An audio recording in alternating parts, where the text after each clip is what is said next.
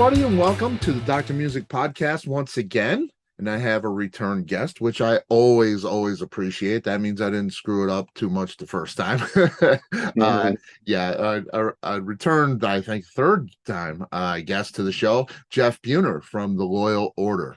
The Loyal Order released their debut single, Ready for Dead, in 2019, and it landed on the Billboard chart, just shy of the top 20. And the video has over 1 million views now. They released their full-length self-titled debut and had more chart success with the second single, Hellfire, reaching the Billboard Top 40.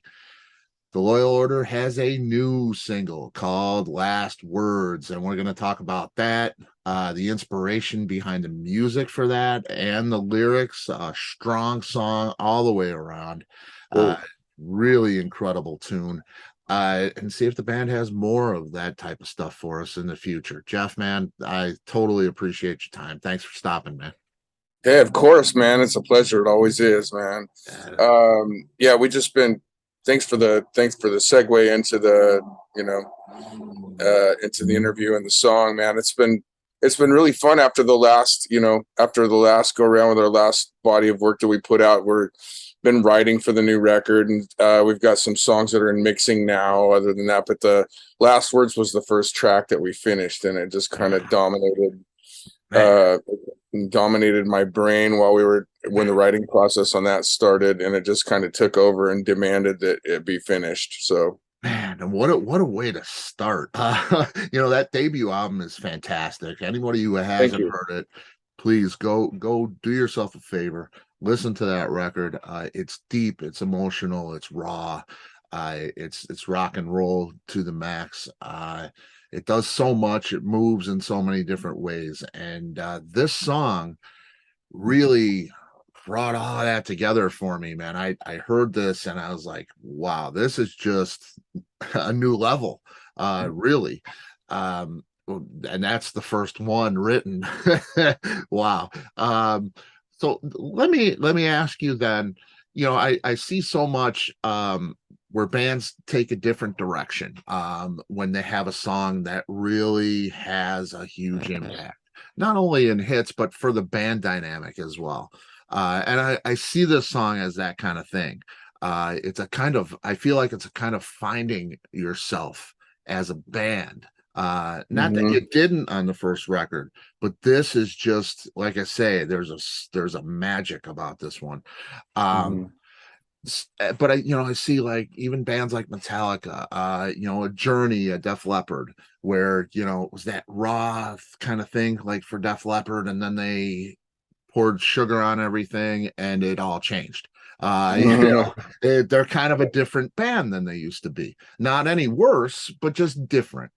Journey starts out as a guitar based, progressive rock band, really, and gets a Steve Perry, really finds themselves there, and then it's a different band. Not any worse, not any better, just different. Um, Aerosmith, there's a lot of bands that do that where find they find what they're really doing, and then it changes. So say this is that song for you, or the songs you're writing for this record. Does it feel that way?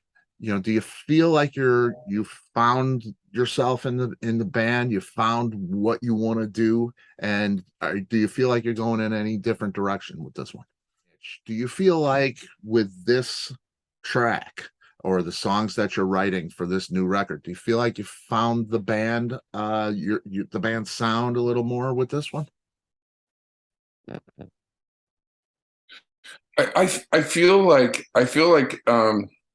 I think yes. I mean, early on when we first started doing the first few songs on the last record, it was just Brandon and I in the studio with our producer.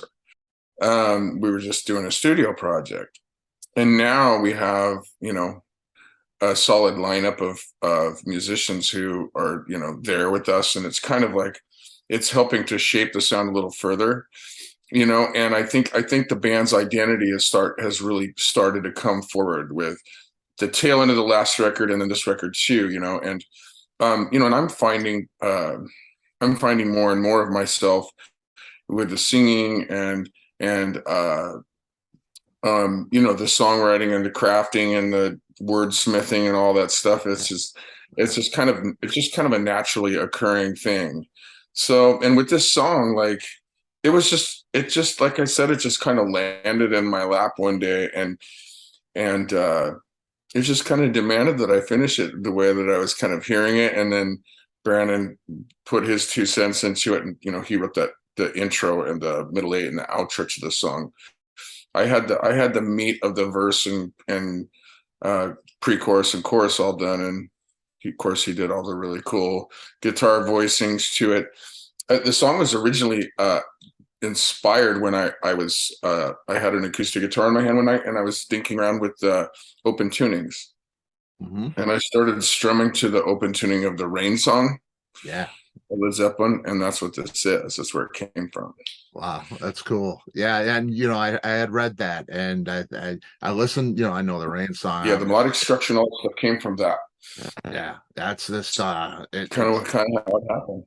Man, it's and it's it resembles that, but it's not that, but it's definitely it's inspired by that, and that's of course a wonderful thing. No doubt. Yeah, for sure. I thought it was just a pretty open tuning, and then I found this little melody hook, and it was what ended up being the vocal melody for the verse. Okay. And then the first thing that really hooked in was the pre-chorus. Coins in my eyes, what will my last words be? Mm. And that really kind of just made sense. So, and I thought it worked out. Yeah, and that's just so I love that mystical kind of feeling with that, the coins for the ferryman and Yeah, stuff like that. It's just so there you go. it's You know already. oh Yeah, yeah. That's it's so Game of Thrones-ish kind of, it's just so yeah. strong. It For me, really for me, it was kind of more mafia slash old western. That okay. that tradition got carried on, and I'm like, I know there's a deeper meaning to that. I didn't know where it came from or what it really was, Yeah. but that's what as I started to delve into it, I realized, oh, this is actually like goes back centuries and centuries and centuries. Yeah. Yeah, So it's the cool. to the river Styx and all Yeah. that. So Yeah, that's the for anybody who doesn't know that the coins in the eyes is kind of I the think we're having payment for the ferryman on the river Styx, is what my Yeah, understanding I of think it. we're having solar. I think we're having a solar storm today, man. We keep going. We keep freaking out. Yeah, it's coming I don't through know. for the most part. It's a little shaky, but we're good. Uh, Okay. yeah. Yeah, I mean, I love that kind of stuff. I was always the Iron Maiden, Judas Priest, Dio kind of, that kind of thing. More so than the yeah, yeah. I Yeah. mean the poisons and stuff like that. It's good to have a beer too or whatever. But Sure. I like to dive deep, and this is one of those deep kind of really raw, bold songs. It's just a really meaningful song. Yeah. Thank you, man. Yeah. Thank you. Yeah. I mean, it meant a lot to me too. And like, I mean, there's so many comparisons. Like, I mean, I started thinking about what the song really is about, because it kind of wrote itself. And I mean, I obviously was the guy there doing it, but with the lyrics and stuff. And I think the general premise of the song is basically you survive something that should have taken you out, Yeah. and I think, but I'm sure it'll mean other things to other people, and Right. for Right. me, that's kind of what it's a message of surviving, and Yeah. uh, miraculously overcoming something that that would kill anybody else. And I think we've Yeah. all had those moments in our life where it feels that way. So Yeah, totally. And yeah, so it's inspiring. It's strength. It's really it's powerful stuff, man. It's a great, great track. Just really great. And like I say, it feels like the band had really found itself with this one. It really does. Now you're still on EMP. It's Dave Ellison's company. You got Thom Hazaert working with you. He was kind of the A&R guy. I know they're not working together now. Not sure what Mhm. that is, and not too concerned. Just to know that they're not working together. But has that had an impact on you guys as artists on the label? Is it, has that changed the dynamic changed at all for you? Are you're still working with Tom, and things are working the same way? Basically, EMP has since dissolved. Okay. Uh, and so we're still working with Tom. He's kind of quarterbacking some things for us. And we're kind of assembling a new team at this point for the next release. So it's Okay. all good. It's actually the next step that we need to be taking, So Cool. um, talking to some new people, I feel really good about them. So we'll see what happens, but and that'll be an announcement at some point here soon. And so just deciding it's with the labels and stuff like that. Deciding for a band like us, we're not 25-year-old kids, so it's like we Mhm. have to be. It narrows our field. Um, what we working with Tom and all the things that he has, all the assets and connections, and Mhm. there's something definitely there. Definitely nothing that I'm even concerned about at this point. I mean, it's all going to come together. So Great. That's great to hear, man. yeah, with he and Dave not working together, it was like the whole EMP thing's just no. It's like that's there's some. It's just not something that it would be smart to stay connected to. Right, So. right, right. Yeah, definitely. Yeah, and that's exciting too.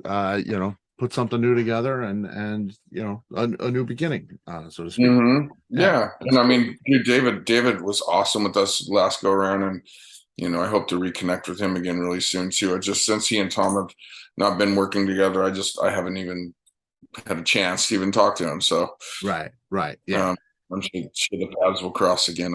So. yeah. That's cool. That's cool. Yeah, and I was, concerned with Tom. I know his health has been a little rough, a lot rough. Always wish him the best. He's great. And he was lost the interest in the music business for a little while. So Hmm. it's great to see him interacting with you guys. And I saw that he was at the Guitars Under the Stars gig that you just did, Yeah, and got out there. It's looking okay and doing okay. That was great to see. And I want to get into the Guitars Under the Stars gig. A pretty cool deal. Tell us a little bit about that experience. yeah, it was really amazing. Jason Allen Kripe and Tom put it together. Just Jason's deal, and Tom got pulled into the fold with it because they incorporated the Metal Music Hall of Fame thing, and Mhm. they had the camp for kids before, and that started, I believe it was Wednesday afternoon, and then it went Wednesday, Thursday, Friday, and then Friday night we had what was called the All-Star Jam, and I got to jam with some Phil Demo. I got to jam with Christian from Stone Sour. I played with uh, Mark from Suicide Silence and their drummer, and Chris Poland from Megadeth, Yeah, yeah. and Jessica Soto. Wow. So it was really cool. I got to play with some real incredible guys and musicians. They were all super cool, and they were in and out of town pretty quick. Phil took off. He's touring with Lamb of God right now. He's left for that, and Jessica Soto took off for South America to do some touring, and Hmm. he had just lost his dad the week before his dad Yeah, passed away, and so he was dealing with that, and kind of bouncing around trying to hold it together, and yeah, keep everything going, so. yeah, yeah. Um, the Orchard, product distribution, is Mhm. how you guys are distributing the product here, the records, Mhm. the singles, and the albums. Um, Yeah, not too many people are familiar with how that works. How tell us a little bit about how that works for you. You know, once the music's made, what do you do? Well, basically, we have a deal with a company in Portland called Von Artists, and they're a distribution company who has a deal with the Orchard, which is owned by Sony, I believe. Hmm. And yeah, that's just kind of, and I just, do one, and it's ready for release. I hand it over to it goes through a review, and then it takes a few weeks, and then it's out there. Yeah. And it's a great way of doing it. You know, we get the stuff right away. You know, and the singles, I'm an old school guy. I love the full record and I love the liner notes and all that. But it is great to have a song. We have this song now, and Hmm. we might get another one pretty soon. We don't have to wait, that whole year or two for all the songs at once. Uh, Sure, I'm getting used sure. to that. I have an appreciation for that now for sure. And this is Yeah, it's just kind of an inside out from what used to happen. Like before, it was like you dropped a record and then they started sending singles one at a time. Mhm. And Yeah. now it's kind of like singles dropping singles in anticipation out in front of a complete body of work. Mhm. So, and for a band like us, I suppose if we had 20 million fans, it would be a different story, because we could build that. But now for us, it's like it's just important just to stay relevant and for people to keep hearing the stuff, and Mhm. um, especially during the COVID thing, that was a big deal. Yeah. Yeah. But now that things are moving again, it makes more sense. Yeah. Still, Yeah. Yeah, you don't want to disappear for a year, because everything gets kind of lost, or yeah. the Metallicas of the world can disappear for a year or two or six, and they come back and Hmm. it's like they never left. But not everybody has that luxury. Yeah, Wow. we live in an instant society now, man, and Yeah. it's just and people need you know they Yep. they need their attention span. Like Yep. Instant it's gratification and it's just all you yeah. know. Yeah. Yeah. If we don't get our cheeseburger in 30 seconds, we're upset. You know what I mean? Right. So It's so true. So true. And I found myself falling victim to it quite often, Uh it's yeah, it's rough. So yeah, will we see a full length record eventually, after you yeah, release singles? absolutely. Yeah, Yeah. Okay. Cool. Yeah. absolutely. Yes, yes, you will. I mean, we're probably getting close to halfway done now with it, and I would say we're about 50% of the way through the recording process. Um, I was hoping to do it by the end of this year, and we'll see if we can still hit that target. Cool. But Cool. you'll definitely be seeing more singles. I have two that are almost finished right now. So Awesome. Yeah, we that's just finished exciting. work. Matter of fact, I'm heading into the studio here shortly to do some vocal. Gonna do some vocal touch ups on a song called "Bow Down" and another one called "We Were Beautiful," and they're both pretty cool songs. I think you'll really like them. Very cool. Very cool. Yeah, and that's exciting, man. I'm really getting used to that, to where, I know the full length record's there. It's gonna come, but I'm gonna hear a lot of it Hmm. before that. And that's exciting now. I dig that. That's cool. That's cool. Yeah, and I mean, if you think about it, the artwork is you buy a full length album or vinyl or whatever for the artwork and the novelty and the collection of it. You know Hmm. what I mean? Totally. So that's kind of what that's all about these days, anyway. So, um, and so if you take if you spend the right time and work with the right person artistically for the artwork and the graphics and all that stuff, it just makes for a more interesting thing for you to have. Hmm. Oh yeah. Do you have somebody, I believe Melody Myers did the last one, right? Yeah, I've Uh been chatting with her a little bit. Not 100% sure we're going to go that direction right now. She's been really busy, and I have an idea for what I want it to look like. So, Okay. and she's probably the right person to do it. Yeah. She's so amazing. Yeah, she's really great. Yeah. That's, and I love the first one. So I'm that's another thing. Yeah, I love that stuff, man. I love Me it's too. part of the aesthetic of the sound. It goes, the sound. It's like, what would we put on our walls? Absolutely. Absolutely.